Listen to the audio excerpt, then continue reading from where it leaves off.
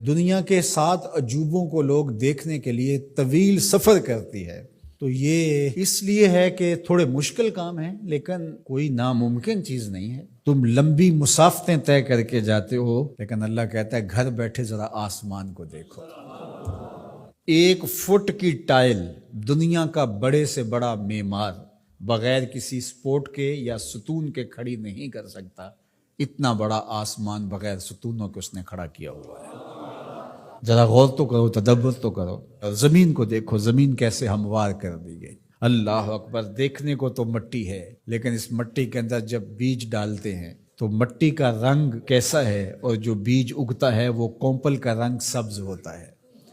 پھر اس کے اوپر شاخ، اور شاخ کے ساتھ پتے، پھر پتوں کے ساتھ کلیاں، اور کلیوں کے ساتھ پھر غنچے اور پھول، اور پھر پھل، اور پھل میں بھرا ہوا رس، رس کے اندر مٹھاس، اور اس کے اندر طبی خواص اور توانائی۔ مٹیالی زمین سے اگنے والے پودے کے رنگ میں سرخیاں کہاں سے آ گئی، اس کے پتوں میں سبزی کہاں سے آ گئی؟ زمین کو سیلی ہے، لیکن اس سے نکلنے والے پودے کے اندر رس اور مٹھاس کہاں سے آ گئی؟ تم اپنی مٹی کو دیکھو اور آسمان کو دیکھو، کہیں ایک قدم بھی چل کے نہ جاؤ، تم خدا کو ماننے پہ مجبور ہو جاؤ۔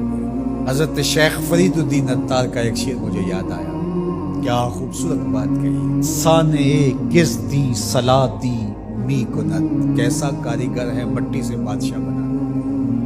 یہ جو زبان بول رہی ہے یہ مٹی سے بنی ہوئی، یہ جو آنکھیں دیکھ رہی ہیں یہ مٹی سے بنی ہوئی، یہ جو کان سن رہے ہیں یہ مٹی سے بنے ہوئے، یہ دماغ جو سوچ رہے ہیں اور جو صغرے کبرے ترتیب دے رہے ہیں، جو کہا گیا وہ بھی، جو میں کہنا چاہ رہا ہوں وہ بھی یہاں گھوم رہا ہے، یہ دماغ بھی مٹی کا بنا ہوا ہے۔ یہ سیاہ گھنے بال، یہ خوبصورت چہرہ، یہ رنگوں کی سجی ہوئی دنیا، یہ سب کچھ مٹی۔ یہ پھول مٹی سے نکلا، یہ انار مٹی سے نکلا۔ انار کے اندر جو پیکنگ ہے یہ مٹی کی بنی ہوئی، اس کے اندر جو رس رکھا ہوا ہے، بھرا ہوا ہے، وہ بھی مٹی سے پیدا ہوا ہے، اس کے اندر مٹھاس بھی مٹی سے آئی۔ کیسا کاریگر ہے جو مٹی سے کبھی انگور بناتا ہے، کبھی کھجور بناتا ہے، کبھی اسی مٹی سے سبزیاں پیدا کرتا ہے، کبھی اسی مٹی سے پھل پیدا کرتا ہے۔ تو یہ مٹی سے اس نے کیا کچھ بنا دیا۔ اگر آپ دیکھ لیجئے یہ پوری کائنات مٹی سے بنی ہے۔ یہ جو خوبصورت میز آپ کو دکھ رہی ہے یہ کہاں سے نکلی؟ یہ درخت سے آئی نا، درخت کہاں سے نکلا؟ یہ مٹی سے نکلا۔ یہ لوہا کہاں سے نکلا؟ یہ مٹی سے نکلا۔ یہ ستون کہاں سے آیا؟ مٹی سے۔ یہ قالین کہاں سے آیا؟ یہ جو کپاس اگتی ہے اور یہ کپڑے بنتے ہیں یہ کہاں سے آئے؟ آپ بولیں گے مٹی سے۔ اپنے عزو کو دیکھ لیجئے، یہ سب مٹی سے بنے ہیں۔ آپ نظر گھما کر کے دیکھ لیں، آپ کو جو بھی شے نظر آئے گی آپ کو مٹی سے نکلی، زمین سے نکلی ہوئی دکھائی دے گی۔ غور کر لیں، تدبر کر لیں۔ اللہ اکبر، یہ شہنشاہ، یہ کج کلا، یہ کاریگر، یہ شاعر، یہ ادیب، یہ فلسفی، یہ بال کی کھال ادھیڑنے والے، یہ باتوں میں حسن پیدا کرنے والے، یہ شعر و دنیا کے بڑے بڑے جادوگر، یہ کہاں سے نکلے؟ جواب آیا مٹی سے نکلے۔ واختلاف اللیل والنہار، دن اور راتوں کا بدلنا۔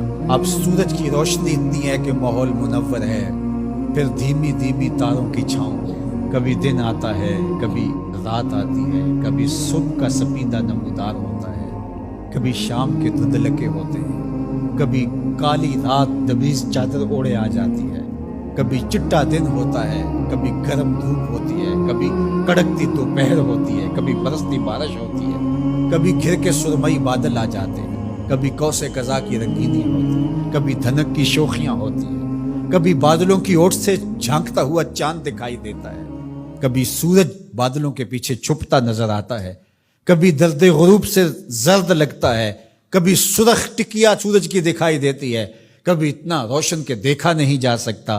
چاند کبھی جوان ہوتا ہے، کبھی بدر تمام ہوتا ہے، کبھی کھجور کی خشک ٹہنی کی طرح ہوتا ہے، کبھی اتنا باریک ہوتا ہے کہ لوگ دور سے دیکھ رہے ہوتے ہیں، دکھائی نہیں دیتا۔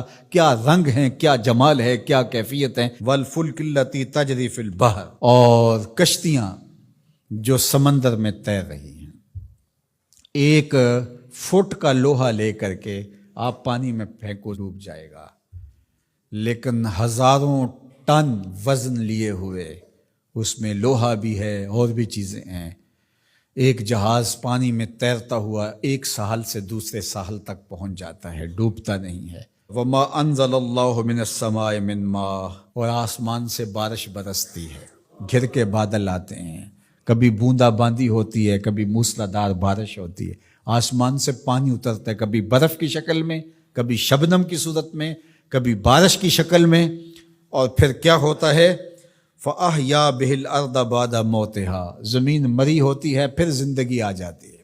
یہ جو فیوجی پہاڑ ہے جاپان کے اندر غالباً، یہ سال میں 4 رنگ بدلتا ہے۔ ایک وقت آتا ہے برف سے بالکل سفید ہو جاتا ہے، پھر وقت آتا ہے کہ برف اترتی ہے تو اس کی سیاہی، اس کا رنگ نکھر کے سامنے آتا ہے، پھر اس کے اوپر سبزہ اگتا ہے تو پورا سبز ہو جاتا ہے، اور اس کے اوپر اگنے والے سبز کے اوپر لگنے والے جو پھول ہیں وہ سرخ ہیں، پھر وہ بالکل سرخ ہو جاتا ہے۔ کبھی دیکھیں تو وہ آپ کو سفید چادر اوڑے کوئی لیٹا ہوا دکھائی دیتا ہے، اور کبھی وہ مہیب سیاہ رنگ کا پہاڑ دکھائی دیتا ہے، اور پھر وہ سبزے کی چادر اوڑھ کے ملنگ بن کے بیٹھ جاتا ہے، اور پھر وہ دلہن بن کے سرخ رنگ کا جوڑا پہن کے نیا نظارہ دے رہا ہوتا ہے۔ تو پہاڑ تو ایک ہی ہے لیکن رنگ اس کے کئی ہیں۔ لآیات لقوم یعقلون، اللہ فرماتا ہے یہ نشانیاں ہیں اہل عقل کے لیے، اگر وہ تدبر کریں، غور کریں، تفکر کریں۔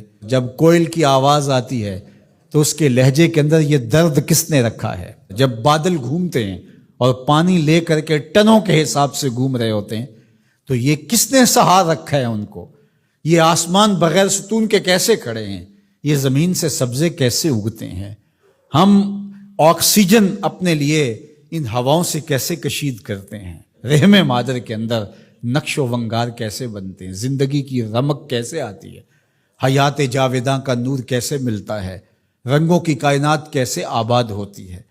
بچپن سے لڑکپن، لڑکپن سے جوانی، جوانی سے بڑھاپا، اللہ اکبر، اسی کی شانیں ہیں۔ تو کہا اگر تم غور کرو، تدبر کرو تو تم اس کے وجود کا انکار نہیں کر سکتے، اور جس تمہارے ایک رب نے یہ سب کچھ پیدا کیا، تمہارا حق ہے کہ تم اسی کو معبود مانو۔